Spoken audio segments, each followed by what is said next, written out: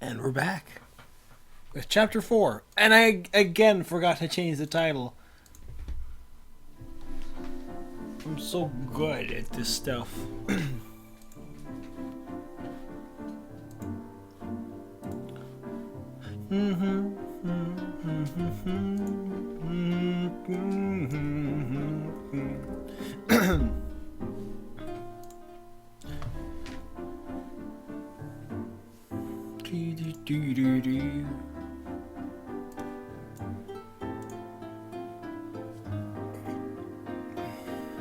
Pardon me. Okay.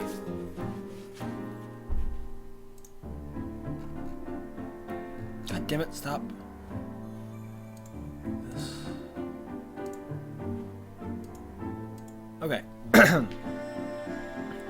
It was long damn it. It wasn't long before I found myself in an actual place, instead of just wandering the halls endlessly. I stepped into the library and meandered through the shelves, mind racing. Had I overreacted? Was Paul being a jerk? Or was it being too sensitive? It took such a level of either complete disregard or complete stupidity to ask me something like that after our misunderstanding. I couldn't fathom it. There was no way he could have done that with good intentions. As I switched from one aisle to the next, my steps, I'm pretty sure it was with good intentions. It's just a stupid thing to say. As I switched from one aisle to the next, my steps slowed. I traced my fingers along the back spines of the book, looking at titles. Guide to the Internet for Supremely Dumb People. The Hope That Hope Hoped. Ancient Alchemy as described by an immortal bunny. Asagao's collection of books was unique and thorough, and I regretted that I hadn't spent much time here until now. Oh, hello, it's you again. I jumped slightly. Mr. Saitama stood next to me, peering over my shoulder. I didn't take you for one to be interested in the alchemical processes of bodies, but now I feel short-sighted. He smiled at me, and I hesitantly smiled back. I was hoping I would run into you again. It's not often one meets someone such as yourself. He gestured to the top of my skull. It took me a few seconds to realize he was referring to my hair. You know, I knew a young woman who reminded me of you.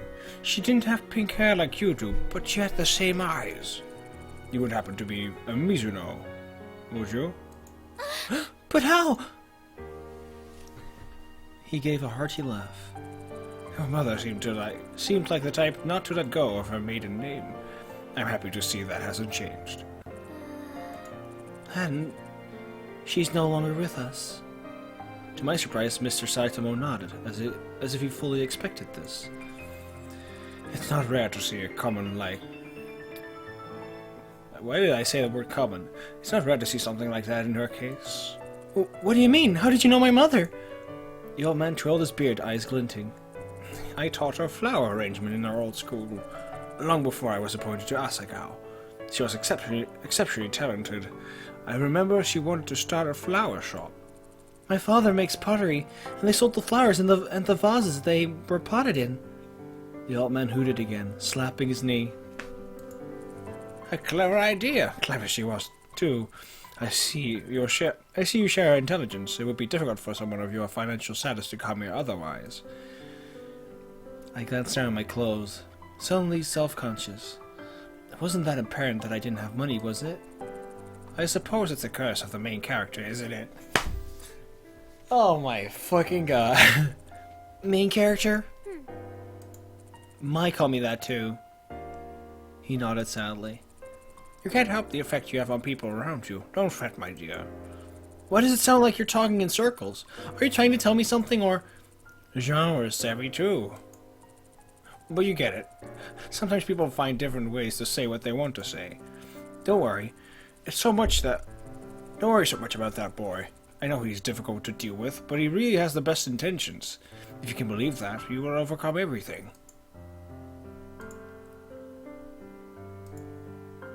He nodded sagely and then turned away. You're just leaving then? He crept slowly away, resembling a toad, or at least a small green imp of some sort. I frowned. Whatever his motive for approaching me in the library to deliver cryptic information regarding something he had no way of knowing as just happened, his advice was sound.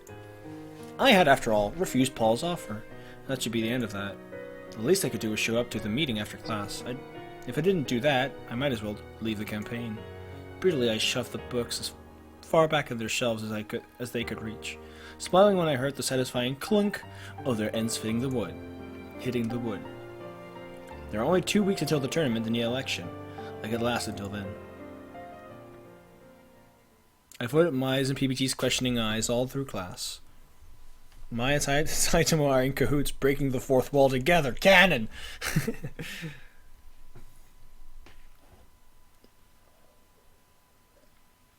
I avoided Maya's and PBG's questioning eyes all through class, concentrating intensely on the small doodles I made in the corner of my notebook.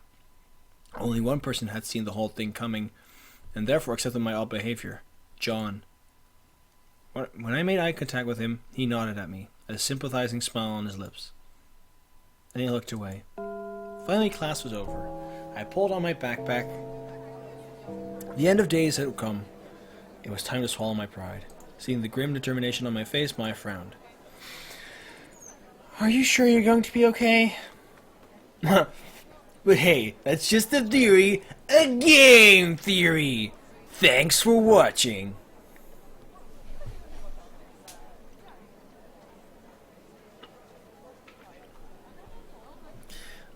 Are you sure you're going to be okay? Don't worry, Mai. I stretched my neck, then grinned. I'll be fine. I stood outside of the meeting room, heart in my mouth. It wasn't often that I had to swallow my pride. It wasn't often that I had to face a room full of people and tell them that, although I meant that what I said, I completely overreacted. I swallowed hard. When I entered the room, the 3 boys who had been discussing something in a tight circle in the center of the room turned to stare at me down like the worm I was. Hey guys. Hana! It was an awkward stalemate. Nobody moved either to welcome me in or shove me out. I closed the door and walked to my usual chair, setting my bag down in its seat.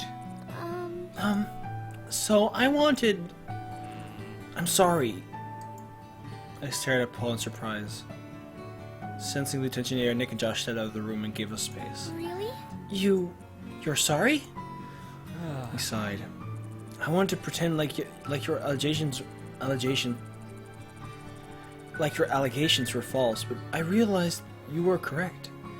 I was using you for publicity, and not particularly treating you like a human being or a full-fledged member of the team.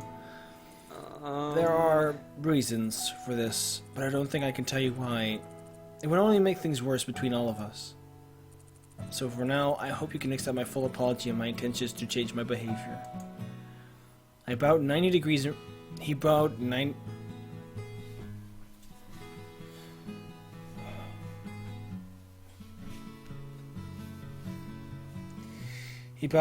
degrees in front of me, and I threw up my hands.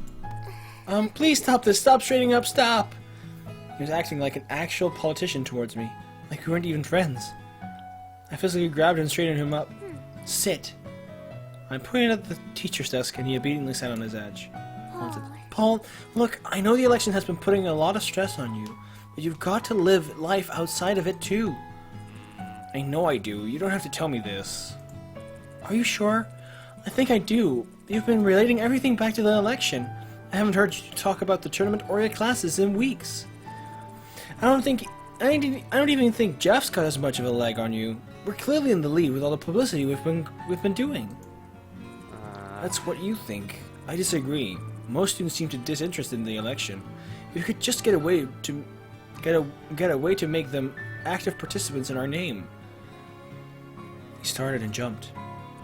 I've got it! Nick! Josh! Nick and Josh burst through the door of the classroom and looked from me to Paul. Yeah. Let's have a date auction! What? A date auction? What do you young people care about? An online auto-completion. If online completion searches are to be believed, they care about one thing. Romance. I'm sure you could put that differently. Right now, Asagao is against romance, but if we can find a way to make romance approachable, to make it fun, to turn it into a fundraiser for the school, it's a win-win! I stared at Paul in shock. He heard absolutely nothing I just said to him, and I couldn't tell whether I found his relentless drive annoying or adorable. Certainly was awe-inspiring. I'm having, like, major no-nos right now. This is a no-no. I doubt I could make any guys compete in a date auction, but that's where you come in, Hana.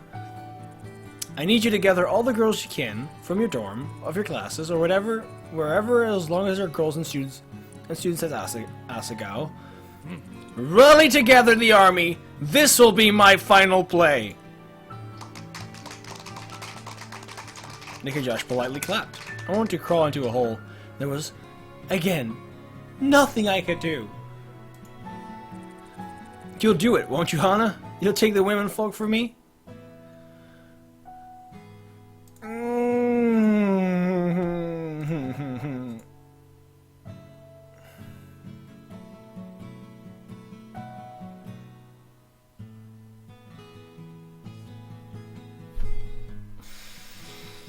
I want to do this, but I also want to get the good ending. Over my dead body. Paul stepped closer to giving me puppy dog eyes. No? No. He sniffed. Not even for the betterment of Asagao? No! Not even! Oh, I forgot to close my door.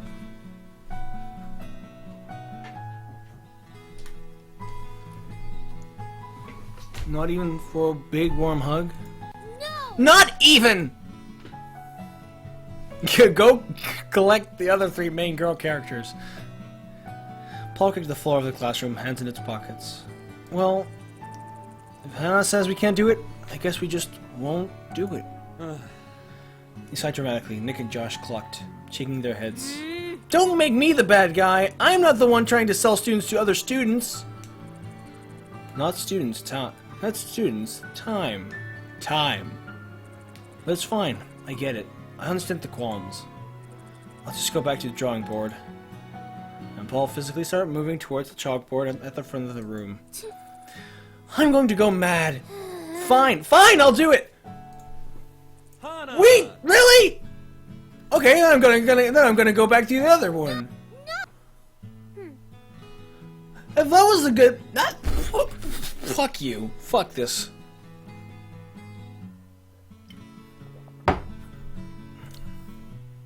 Paul nodded eagerly, the fire of 7 horse-drawn chariots in his eyes. People were always complaining about Shane's route. Shane's route was cute, okay? It was difficult, but it was cute in the end. It had a payoff. This is annoying as shit. It had some really funny moments, but I'm pretty done with Paul right now.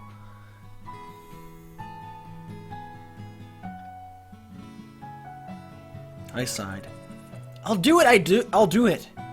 Hana! Hana! Paul pulled me into a hug. Nick and Josh balked, and I flushed. Alright, sorry, professional distance. Paul pulled away. I took 3 steps back from him. Then I'll get going. We'll have it this Friday. It gives me all next week to work on my speech. Or prepare for the tournament, right? Oh man, that's the day after, isn't it?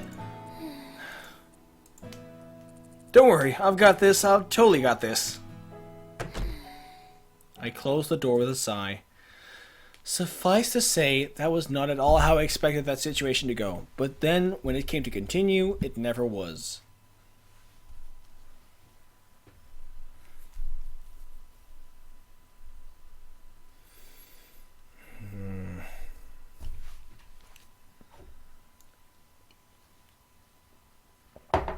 I told Maya about the plan that evening, my head bobbing from side to side. I don't know how I'm going to tell everyone, though. Isn't that a weird thing to do? I wanted them to feel like pieces of meat. The more I thought about the date auction, the more I realized it could be harmless, maybe even fun. But I wasn't sure how I was going to be able to get around the knee-jerk reaction of the charity auction. It was squicky. Maya looked up at me from where she was hanging half of my bed. I mean, it is for charity, isn't it? I nodded. Bingo. And trust me, there's nothing rich people love more than charity. I don't know. Don't worry, I got this. She stopped and moved through the door. What are you doing? Don't worry, it'll be fine. Why, wait. I stuck her head out of the doorway. Hey! Hey! Who wants to date boys for charity? There's a brief silence. Then...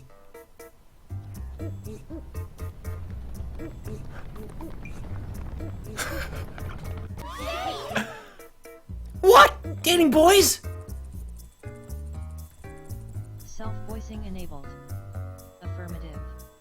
This is a standard high school experience. I am eager to participate. Kaku.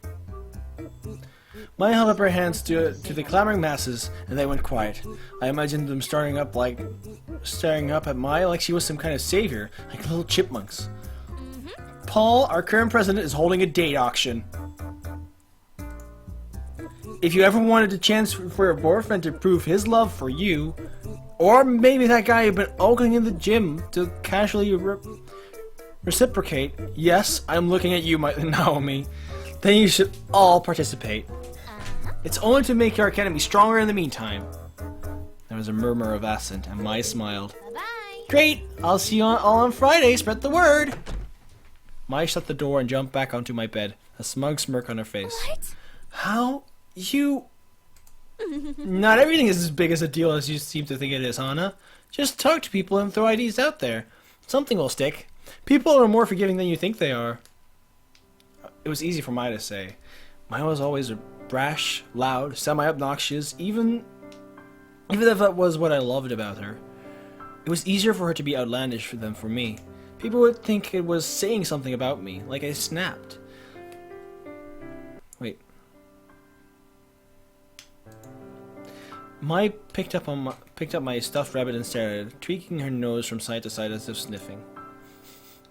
But then, I didn't really know all that much about her, did I? Hey! Mai, do you have a dream? What? What? I know you're going to school here because your parents are basically made you, but you have a passion, right? Other than Jared, I mean. Well, I guess I do. What is it? Volleyball, public speaking, acting, modeling? Whoa, whoa, whoa, you're giving me way too much credit. Well, if I have the chance, I want to do two things.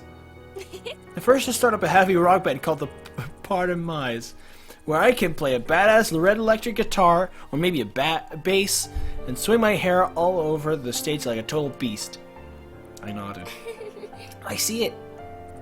The other thing is, well, I don't know if I could ever really do it, but I always thought it'd be fun to be a writer. Oh yeah? That explains why you were so excited about the letter to the editor. Seriously? Why didn't you try applying for the school newspaper? If Continue can have a column, certainly you could do it. What? What? Me? Oh, no, no, no, no, no, no, no, no, no, no. No, not me, no. I'm not good enough yet. There's no way I could ever do that. I'll keep practicing, and someday when I actually have something to offer, I'll think about it. But... No! No, Hana! She rolled on me, a finger raised like she was talked to a dog. I whimpered. Shouldn't you be practicing for the tournament or something? No, I've got 30 points. Shut up.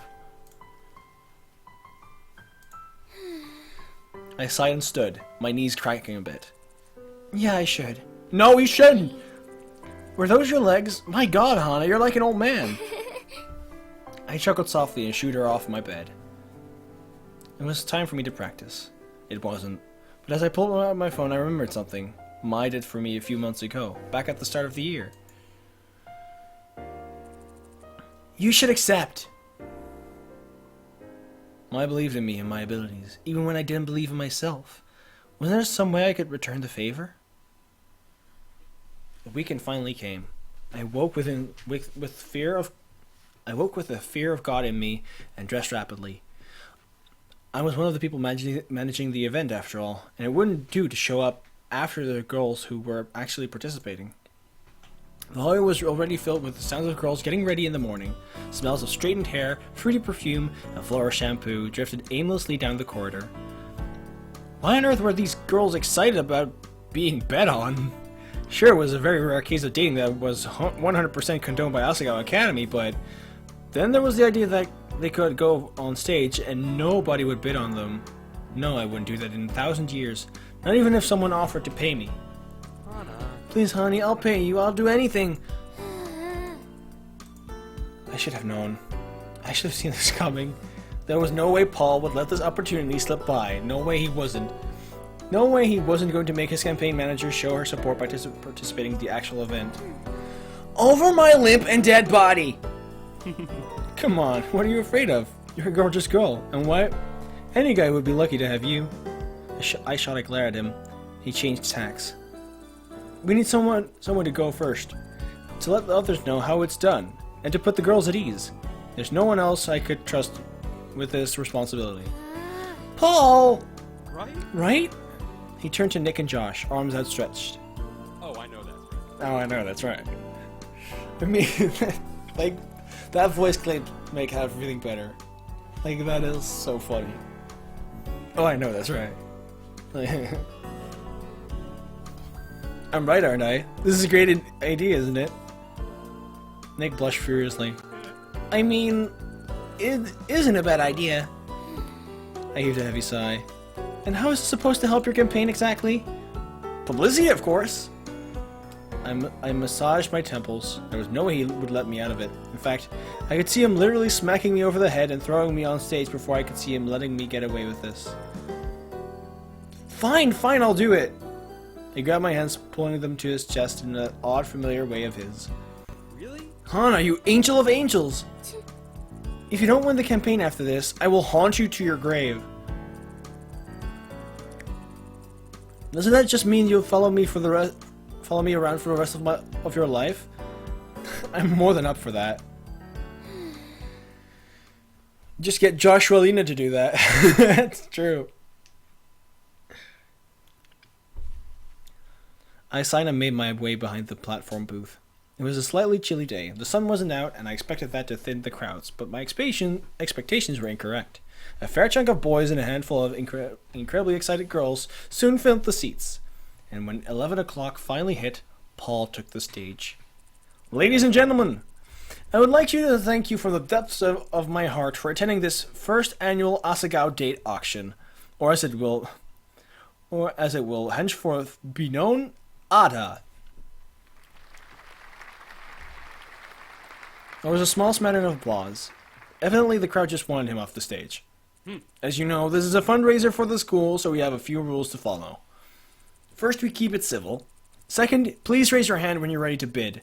Third, the participants has the right to refuse your company without explanation, so don't go acting like you're genuinely buying people.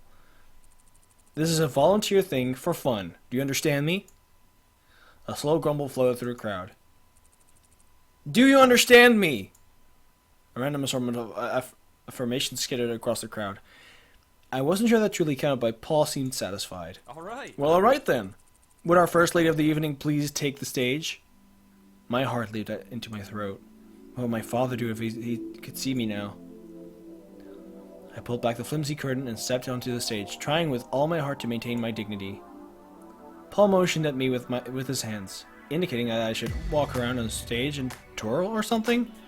I slowly traced the outline of the stage and performed a few begrudging spins while Paul read a little bio he had obviously prepared the night before.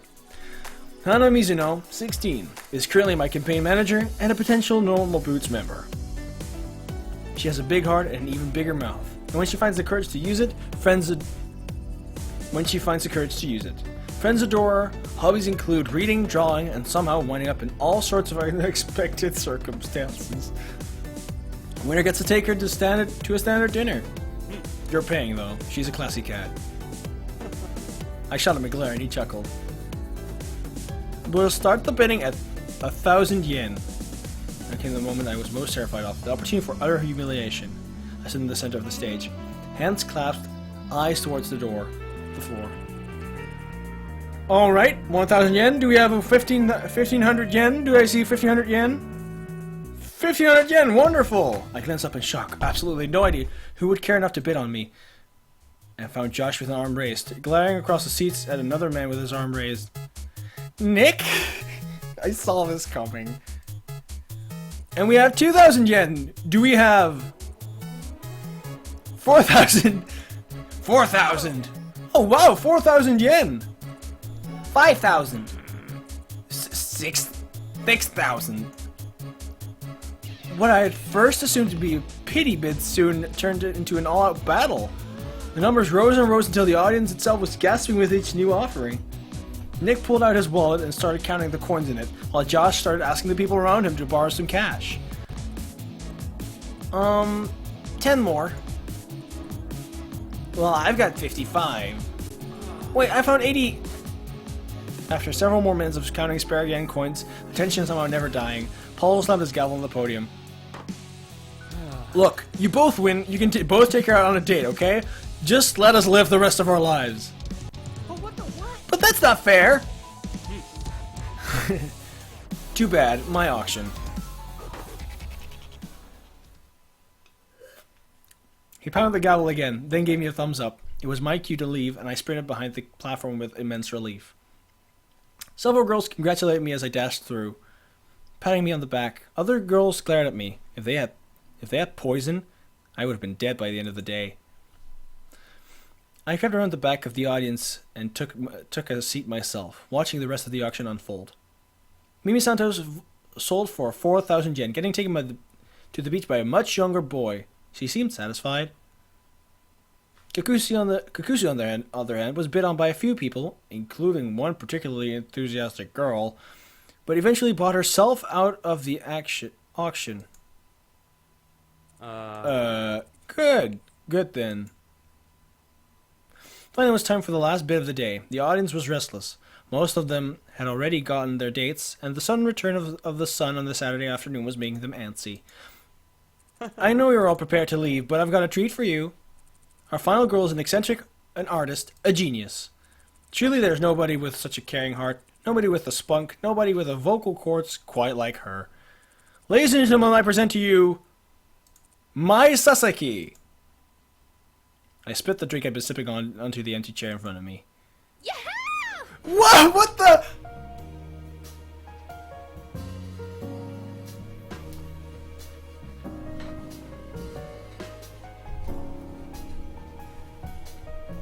Hello, world! Mai sat onto the stage with nothing but her swimsuit. Loud gasps echoed across the audience. Let's start at 5,000 yen. What do you say? She winked at the crowd. I hope you girls put up a fight this time too. As I watched in bewilderment, the numbers racked higher and higher. Paul could hardly keep up with the bids that came flooding in, mostly from red-cheeked girls. I had no idea Mai was so popular as a date, but something told me these people had never spoken to her. Mai was an acquired taste after all. And 22,000 yen! Going once, going twice. Paul slapped his gavel, then beamed. All right. And we're done! Thank you all so much for your joyous participation and enjoy your dates! As the crowd dispersed, I made my way backstage to find Mai and Paul. Out of the corner of my eye, I noticed Nick and Josh sulking off together, and decided to pop by them first. Can't have the best day with her because I'm going to... Hey! Hey!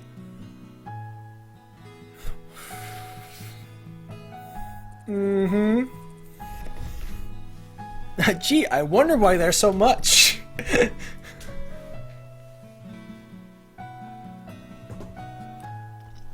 It's because of the music, definitely. Because of Jared's music.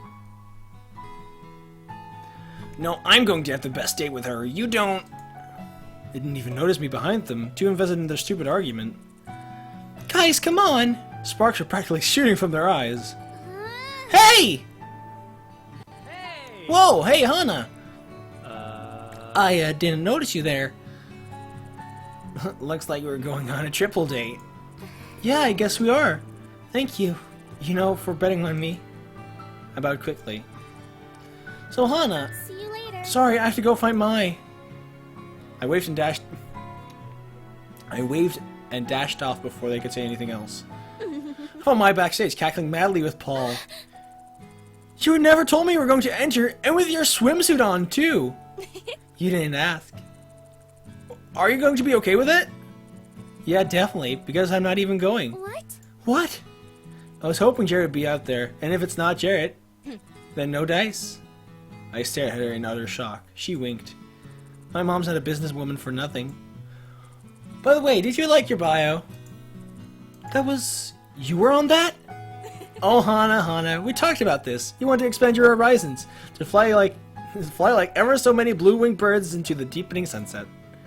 This seemed like a great way to do that. Your date will be next Thursday, the night before the election. Hopefully everything goes smoothly. I can't believe I'm going on a date with Nick and Josh.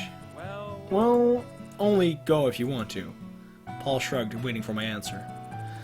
I guess it'll be fun. Or at the very least interesting. Then you're going. There you go. His tone was flat, and I looked at him in concern. He shrugged again. I've got some cleanup to do, and you already helped enough. Just head back inside.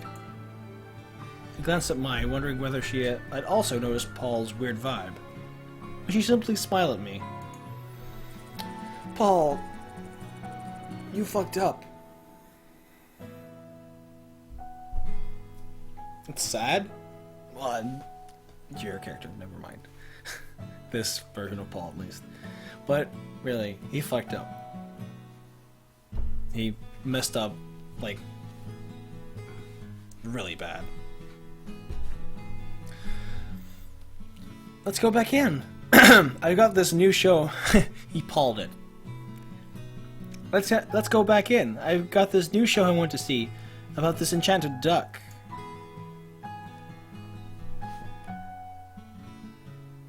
Enchanted duck.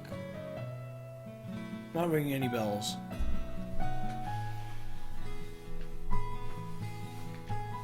I glanced over my shoulder at Paul while we left. Yeah, it's just a failure throughout his entire run. I glanced over my shoulder at Paul while we left, but all he was doing was staring at the microphone cords on the ground. Completely immobile. Well, Nick and Josh should take care of him, definitely. He blew his chance. The next week passed by slowly, grumpily. As the date of the election drew nearer, Paul got more and more irritable. He spent hours drafting his speech and then trying it out on us, changing huge portions of it when he didn't get the reactions he had anticipated. Nick and Josh, on the other hand, grew increasingly restless as Thursday neared. Our date, after all, was set for Thursday. So, you're ready for tonight? Yeah. Yeah, it should be fun. Thanks again for spending on me, I guess. I was worried nobody would. I was expecting PPG to also bid, but I guess not.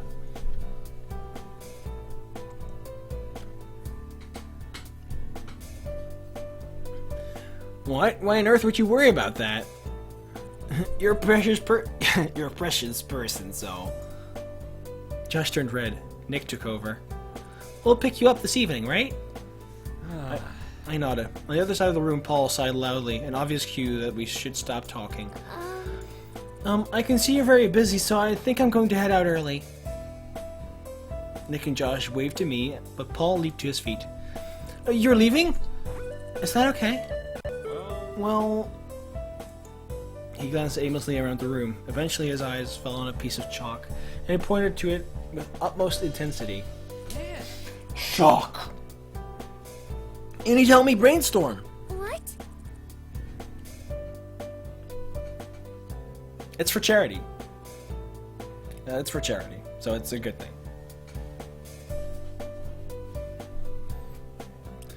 But, brainstorm what? Audience motivating gestures? Huh. Paul snapped his fingers into finger guns and clicked his teeth. See? I'm hopeless without you. It looks to me like you've got gestures handled. But... I sent into the hallway, closing the door behind me and headed for my dorm. Paul's an idiot. It wasn't that I didn't want to spend time with Paul, it was just that after everything that happened, I wasn't sure I would be able to handle it. Oh, does she still have feelings for him?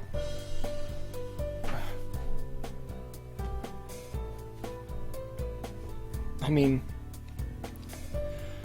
it's possible, but he done goofed, all right. He done goofed. It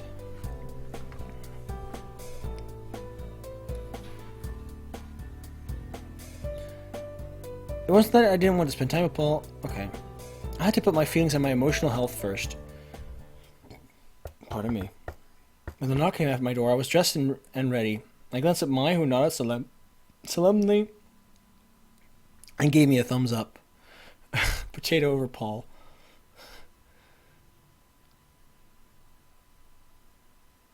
I glanced at Mai, who nodded solemnly. Okay. It was time. Hey. Hey guys, ready to rock?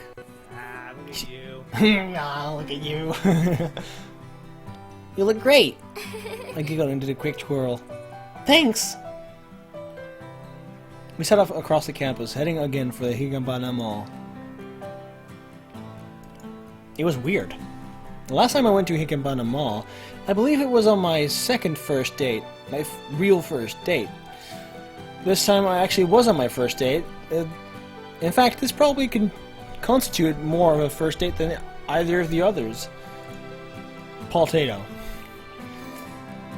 The difference was that this time I was the one void of romantic intent. I was nervous, especially with my suspicion that Josh and Nick had feelings for me that I didn't reciprocate.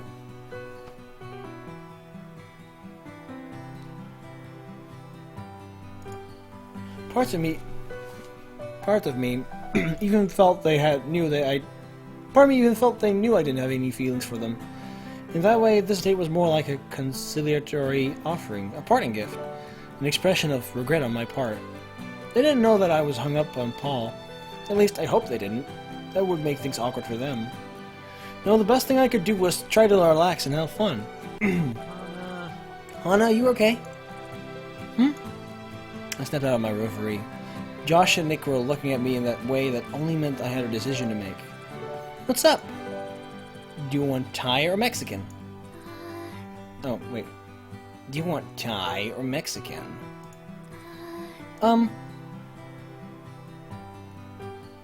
Thai. Yeah. Both spicy. But Mexican makes you poop more, so let's go with Thai. Perfect! Nick led us down the hall where we went into a restaurant with colorful fabrics draped from the ceiling. The waitress just cut our drink orders and I was about to leave when Nick tapped her elbow. Maybe please get some candles? She raised an eyebrow, but nodded. The customer is always right.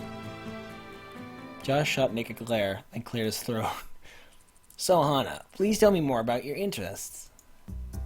He leaned forward, placing his elbows on the table. Seeing this, Nick mimicked him. My interests? Yeah, your interests are so fascinating. I would love to hear you talk about them. Well, I've been busy with the election and the tournament, so I haven't really had time. The tournament! Nick and Josh traded guilty looks. Don't tell me you haven't been practicing? We share a dorm room with Paul, so of course things are a bit hectic right now. Paul's 1/3 of our team anyway. There's not much hope for us as long as he's so worked up. Does he always get this bad? Nick huffed. It is a bit weird, I think. He's usually very cool under pressure, but this year he's been all over the place. He has more riding on it this time. That's true, but Paul is always the optimist out of the three of us. When something real bad happens, he has always got a game plan. Going too far. Yes. Yes. Recently, he's been acting like his actual life is on the line. The waitress came back with our drinks. I sipped my pink lemonade happily and ordered my meal. We would like an appetizer too, if you don't mind. And a dessert menu, if you would. Guys, I'm not sure I'll be able to eat all that. I mean, you can order it for yourself, but... Nonsense! Don't worry about decorum. I won't judge you for eating a ton.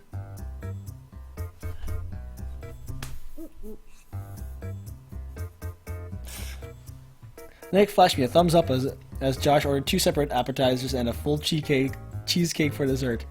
I quailed in my seat. I had never been pampered like this, if pampered was even the right word. My father and I rarely went out to eat, and when we did it was to celebrate some accomplishment. Straight A's in my report card, a birthday, a big sale that came through the shop. I couldn't help but feel guilty spending this much money on food, and it was someone else's money to boot. What are you thinking about? I jumped, shaken from a reverie. I almost forgot they were here. But they again gazed at me as if I held the answer to all world's problems. My dad? Ooh. Tell us more about this. Dad.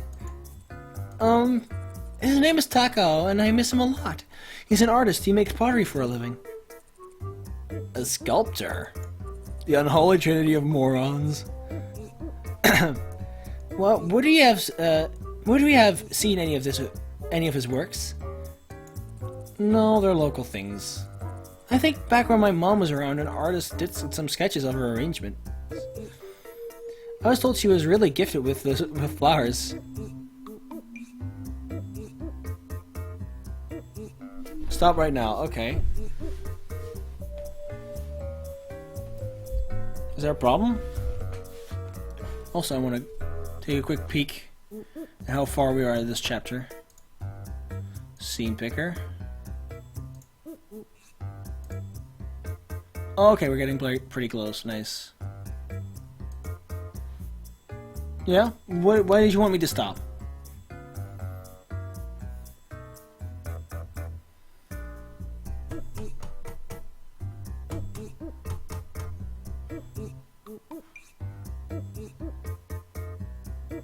They can't. Nope.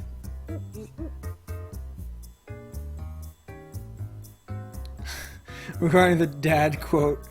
Oh, okay. I thought it'd stop right now. I thought there was something you wanted to say before continuing. No. An artist did some sketches of her arrangements. I was told she was really gifted with flowers. Nick nodded. That explains how you came to be. What? The waitress set down 2 plates of smorgasbord, and Josh spread his hands like a magi.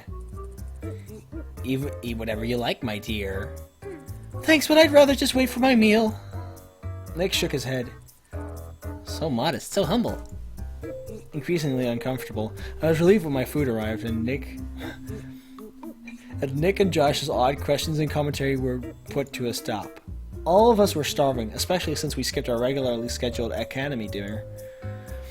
The food was pretty good, and I managed to eat about half my plate so I could save the rest for a snack or a dinner I missed. When the waitress came back to take the plates, she set down a rather large, complete cheesecake. At this point, even Nick and Josh realized the error of their ways. She slipped the check between Nick and Josh and went on her way. Josh grabbed it and dragged it toward him. Of course I will pay for everything tonight. No, I will pay. The lady deserves only the best after all. He pulled the check towards him. But I already claimed it. Back to Josh. And then to Nick. And back again.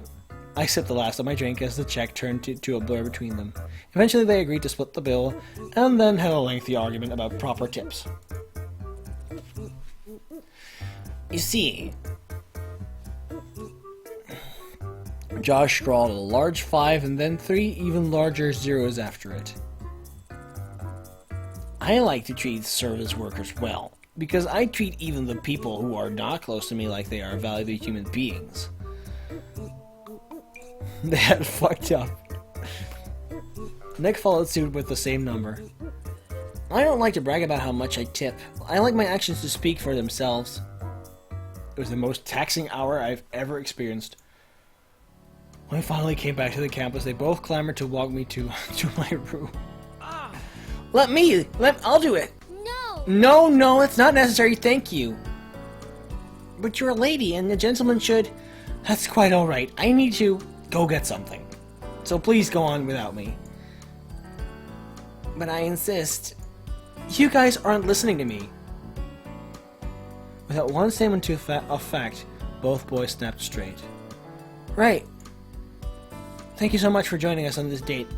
Thank you so much for joining us on this date, Hana. Yes, I truly appreciate it. But I appreciate it more. Just go! The two jumped, and seeing the look on my face, set off down the walkway at twice the usual speed.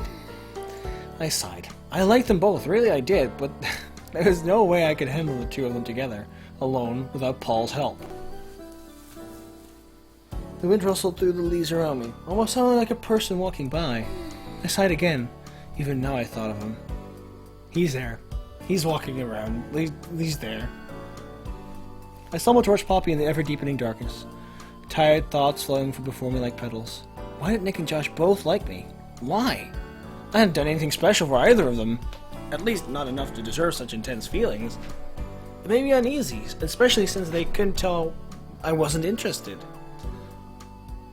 But that was no reason to spend time with them as friends. No reason to not spend time with them as friends. As long as it wasn't awkward and they understood that I didn't reciprocate. There were those thoughts racing through my mind when I heard something clatter on the ground behind me and I rolled around. Don't you dare come anywhere near me! I will kick you 3 ways to China! Oh, Caddy, it's just you. A trembling Caddy stood in front of me, cradling something shiny in his arms. You okay? You don't look so great. Oh no, please don't tell anyone about this. Confused, I drew closer to him, the objects becoming clearer as I did. Oh yeah, I'm out of the curfew too, so I would also... I stopped. The objects in Caddy's arms stood out to me in sharp relief. Caddy was holding guns. I stared at them, not daring to move.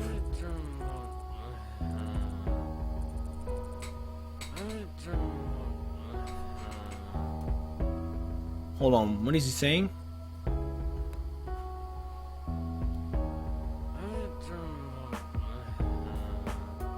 It's not... I can't make any of it. It was so unclear. It's really not what it looks like. These are... I use them for... I'm not going to hurt anyone with them. I only hurt games with them. Games. If it's really good, I'll send it floating up to heaven. If it's absolute shit, I torch it with a laser. It's not... You have guns with which you shoot video games. I know it sounds weird, but it really cements to me that I'm done with it. That we can part ways and both move on with our lives. It's a form of closure. Look, you don't have to understand, but I ask that you at least don't report this. I swear, I absolutely swear that I will not use this on any living creature. So help me God. He's filming a prank for his channel. I stared at the guns. Something dimly flickering in the back of my mind. If I wanted to, I could use this against Jeff's campaign, couldn't I? We wouldn't have to worry about campaigning. Paul would definitely win, and nobody but Caddy and I would know who spilled the beans. An easy win for Paul, and an easy win for the tournament. Was there even a reason not to? That is the biggest dickish thing you could ever do. No, forget you saw anything. I took a slow, deep breath. I'm going to pretend I didn't see anything, okay? Really? Really? In the meantime, you are going to toss those somewhere safe, preferably in the Pacific Ocean, and if I ever see them again, you're going to be in such hot water if you don't even feel your skin peeling off. You won't even feel your skin peeling off. Got it? That's bloody graphic, Hana. Oh shit, tore off my... Well, it's an old pair of pants anyway.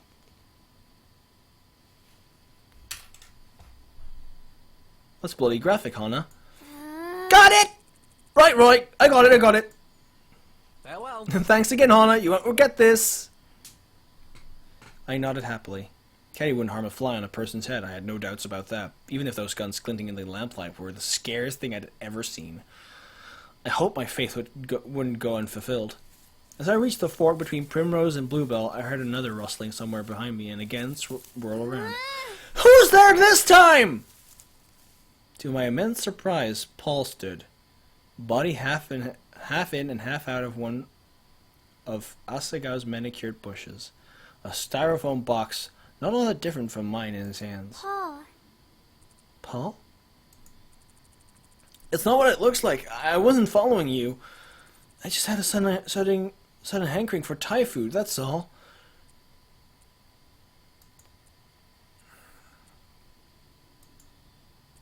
Well, I'm off. Busy day tomorrow, but what with the election and all, have a good sleep. Don't get injured, eat your veggies and all that. Paul jumped back into the hedgerow. So, slowly the rustling and trembling of the bushes faded away as Paul headed for Bluebell House. I guess he just really didn't want to get caught. No, it was better not to think too much about it. I had bigger things on my mind.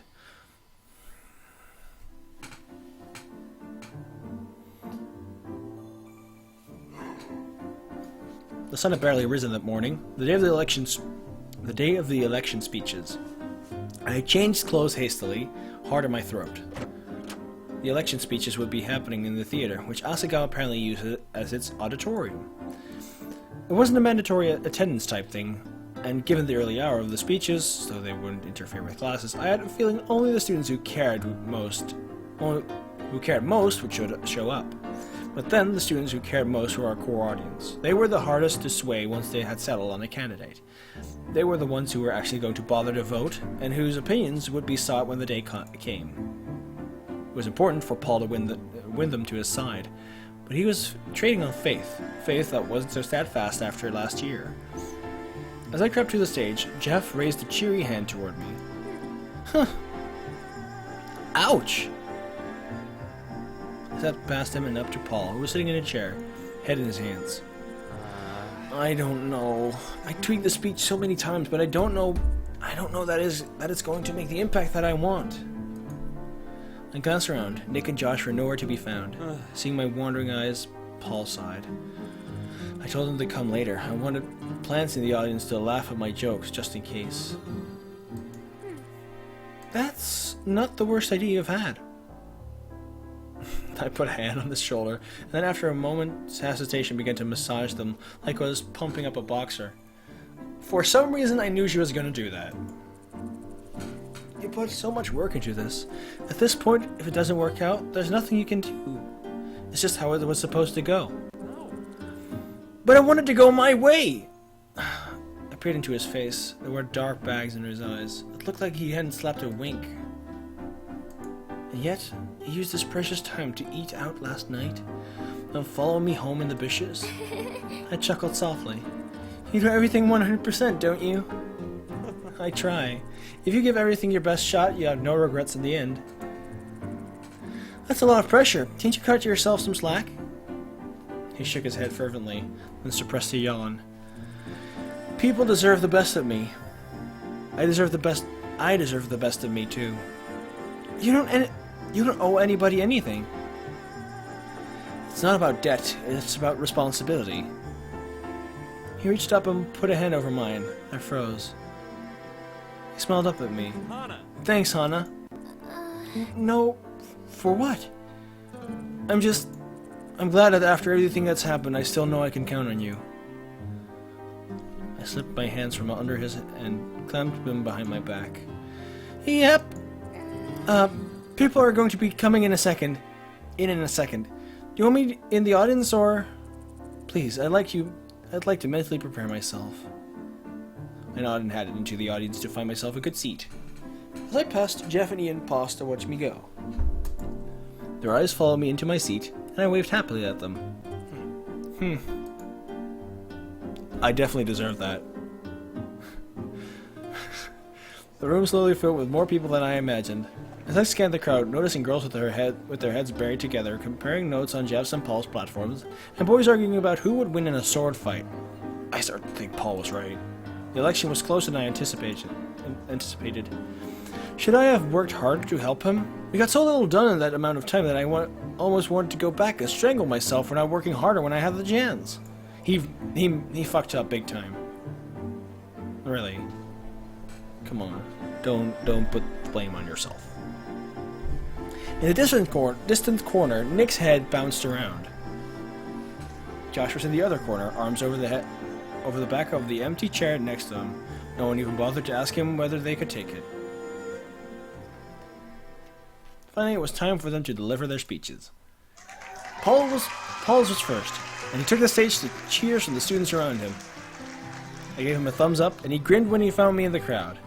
Without taking his eyes off me, he pulled out his notes and began to orate. Students, my fellow Asagao students, it is I, your current standing president, Paul Ritchie. Some actual progress. The crowd cheered. I smiled at him, and he reflexively smiled back. The time has come to choose who is worthy of being your next class president. As might be expected, I am hoping to have a second term. This is a responsibility you must take very seriously, and I would hope that... He wasn't looking away. Why wasn't he looking away from me? That badass with a leather jacket and a steel-tinted smile was just staring at me, dead staring at me from across the room like a stalker. I remembered the bushes and wondered whether that was more true than I thought. I must rise up and seek justice. You want the truth? You can't handle the truth. That was a reference, I think. It was hard to concentrate on his speech. So intense was his gaze, so furiously and passionately was he speaking.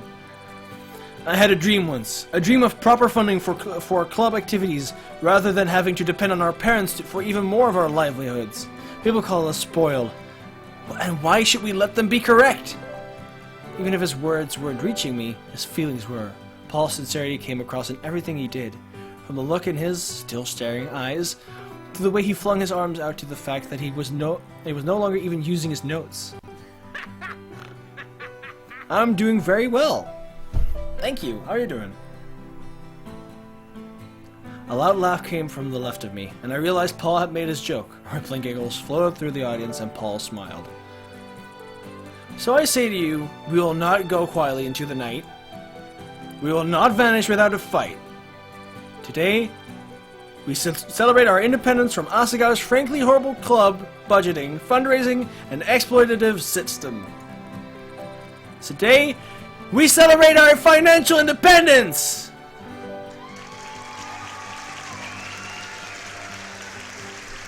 It's all broken into pieces. So, not really. Paul flung his note cards across the stage with a flourish, and the crowd stood with a roaring applause. I jumped up and punched the air, and Paul pointed at me and gave me a thumbs up. He nailed it. As he headed backstage, passing Jeff on his way up, his shoulders slumped. The energy left him. His lack of sleep from the night before, probably several nights before, finally caught up to him. I crept out of my seat along the aisle as Jeff took his position on stage, script in hand. Ladies and gentlemen, I present to you an idea for consideration, the Galactic Empire! That opening line almost made me want to stay and listen to the rest of his speech, but Paul needed me. I ducked backstage. Paul! Paul was laying flat on the ground, hand over his eyes. I ran to his side. Oh my god, Paul, are you okay? Are you sick? Did you overwork yourself? You stupid! Paul waved a hand. I'm fine, I'm just processing. I heaved a sigh of relief. You did it! You had a great speech! Did I? I don't remember much about it. Did people laugh? They did. Did people clap? A standing ovation! Oh, Sick! I pull out a slow, deep breath. I watched him carefully. Here! I pat at my lap. Paul moved his hand. What? You're tired, aren't you? The floor's no place for a nap. I tried to make it sound no nonsense, but having Paul's head in my lap was of absolutely no consequence to me. But the heat in my face told me I didn't succeed. He stared at me for a few seconds. A moment so long I was about ready to turn tail when he scooted across the floor and laid his head in my lap. Oh my god. Okay. This run was absolutely terrible, but it just took a turn for the cutest. Not cuter than PPG's route, though. Definitely not. Like, all the other routes so far have been better, but this is pretty cute. You alright? Yeah, I'm fine. Are you comfortable? Comfortable? A small smile crossed his lips. Very. We stayed like that for a while. I ran my hands gently through this hair. This... Through this single hair. The amount of typos in this route is also insane. Giving him what I hoped was a relaxing scalp massage. Eventually, Paul's breathing leveled, and I realized he had fallen asleep. It was nice. Yeah, now we're at Paul is better than Potato. But oh my god, were my legs cramping? Yep. Eventually, thunderous applause rang out on stage, and I knew Jeff's speech was over. I nudged Paul awake, and he rose, a drunk kitten after a nap by the fire. How long was I out? You're good. Jeff just ended. Class will start soon. Paul nodded, clearly not currently a part of this world. Thank you. No problem. Paul grabbed me around the shoulders and pulled me into a hug, burying his face into the side of my neck. You're great. Wait, you're not drunk, are you?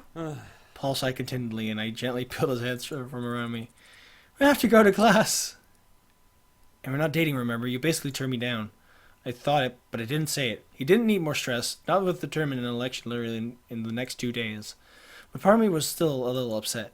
Just because he knew I felt that way about him, he thought it was okay to exploit it? He really has the best intentions. If you can believe in that, you'll overcome everything. Mr. Saitomo's voice floated in across the backstage speakers, and I jumped. Something wrong? No. I stood and dusted off my skirt. Let's get to class then. He nodded sleepily. No meeting today either. We'll be practicing for the tournament. Finally. Finally! Finally I can earn some tournament points like I so desperately need.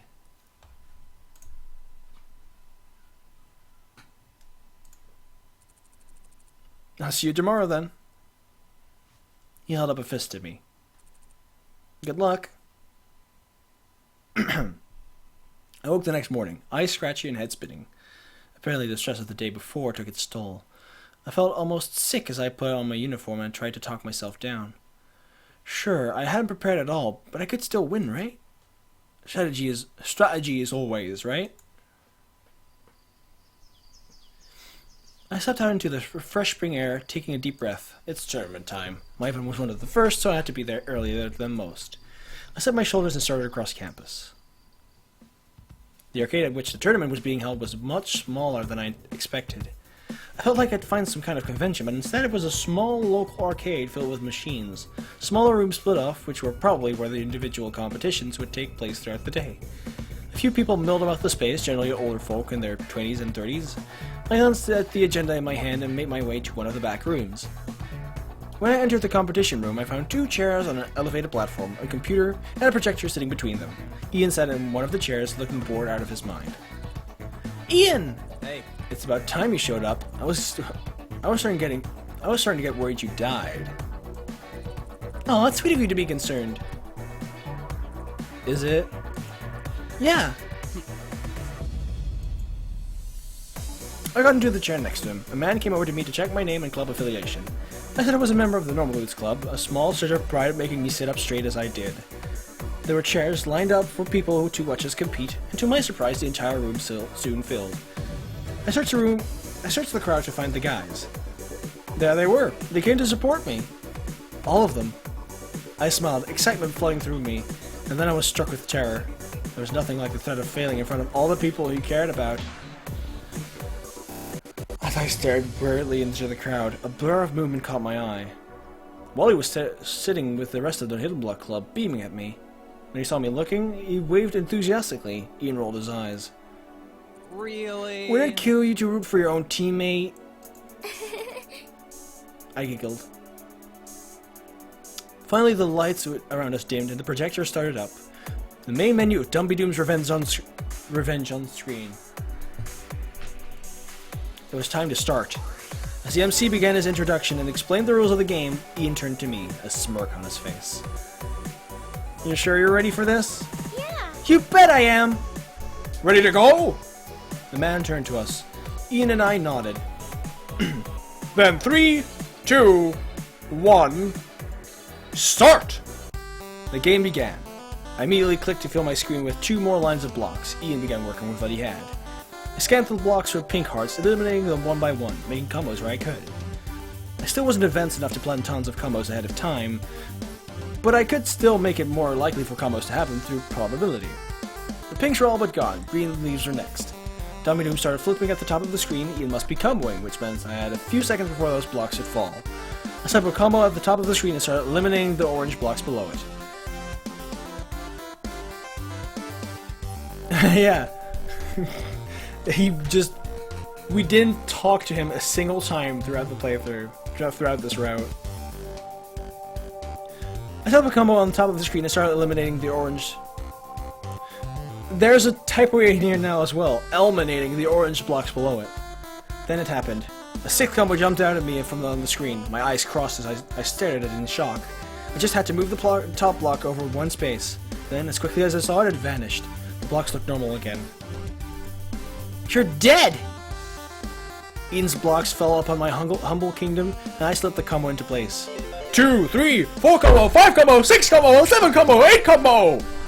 As Ian's attack converted into blocks and hovered above mine, I set up several more combos and waited for them all to fall. 10 combo, legendary! Dummy fired out rainbows over Ian's zone, and then... blocks.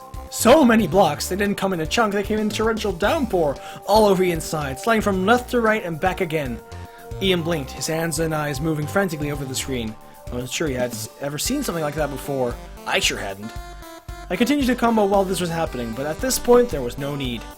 Ian's screen filled up. He kept trying to make combos until the very end, but... Game over! That was it.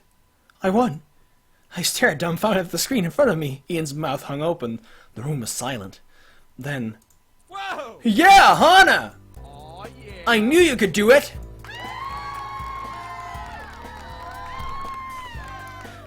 I haven't either.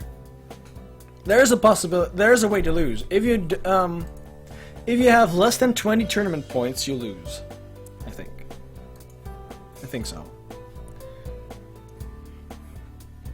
I glanced up to see the room applauding. All of it. Even the Hidden Block Club. The announcer was gaping at the screen. I've never seen a score that high! Certain I was red as a tomato. I stood to climb down off the platform. Not so fast. Ian stepped in front of me, grim as always.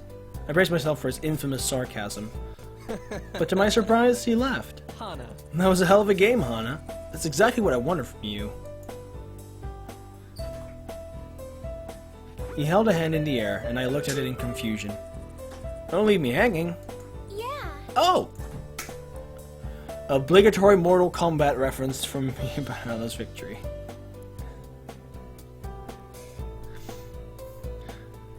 I high-fived him, and he clasped my hands in his. Thanks, Hana. That was fun. Really? Well, I didn't win with 15. I always won with 20 or more. Oh, okay. Then I disappeared into the pressing crowd. I wiggled my way through all the people eager to find Continue. They weren't usually hard to find, even in a crowded room. Yeah. Hana, hell yeah! Congratulations!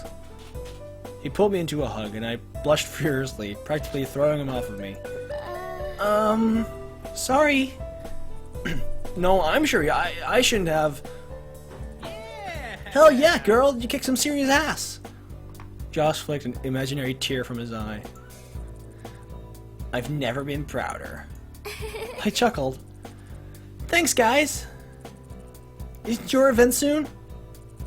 We're up next, actually. We're up next, actually. You'll watch, won't you? Of course! Paul, Nick, and Josh crossed not to another room of the arcade, but to the main arcade room, where a small crowd gathered around a fighting game. Are you ready to get your ass kicked? Really, dude? Us? Oh, I know that's right. There's no way you can beat our teamwork. It just won't happen. Say whatever you want about your teamwork. We're like brothers. We're telepathic. Yeah, we'll make something blow up on you if we have to. Getty's eye slid to me, and he patted Wallet and Jamie on the shoulders. No, we won't. We won't. We're very civilized people here. That's a terrible way to intimidate someone.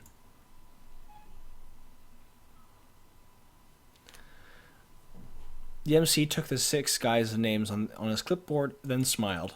The tag team beat 'em up is about to start. Who'll be playing first? Nick and Wallet raised their hands. The MC gestured to the cabinet, and the two assumed their positions. To switch out, shout tag. To switch out, shout tag. You'll be switching out in real time, so if you make any mistakes due to shoddy communication, that's your own fault. Out of the corner of my eye, I saw Paul yawn heavily. He was almost dead on his feet. Don't tell me he didn't sleep again. 3, 2, 1, start! I had no idea why